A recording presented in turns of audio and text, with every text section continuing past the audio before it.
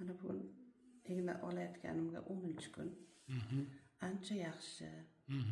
Yengilman. Og'riqlar yo'q.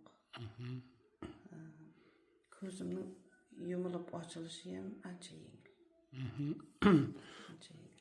Oldin ochganingizda ham titrab turardi, xuddi bir unaqa qilgandek. Zo'r yopilib ketardi-da, qo'lim bilan ushlab ochardim. Ochsam ham qorachiq tepaga ketib qolardi.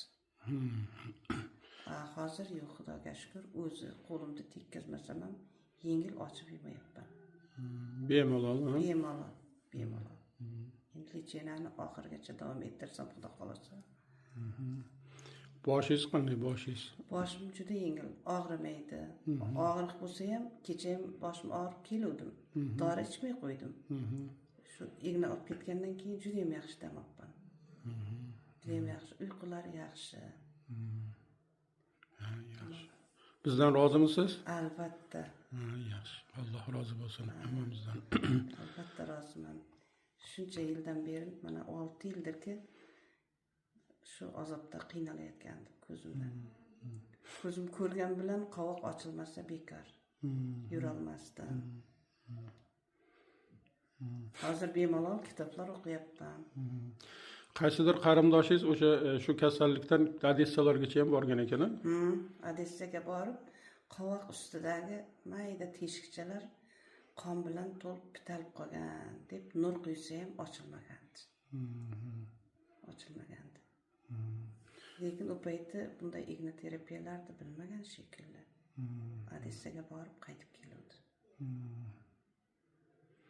Shu endi olamdan o'tib ketdimi endi shu yigit? Yosh bo'lsa ham. Yosh bo'lsa ham, chunki avariyadan keyin nima qildi? U oyog'ini davolatdi, oyog'i sindi deb qo'lini davolatdi. Ko'zni keyin ko'ramiz degan shungacha qon qotib qolganda. Odessaga borib keldi-da, keyin otasi bilan birga borganda otasi aytib keldi-da. Hech iloji yo'q ekan, shunday qon qotib qolgan ekan. Shu 6 yil davomida ko'zim ochilib ketadi degan umid bormidi?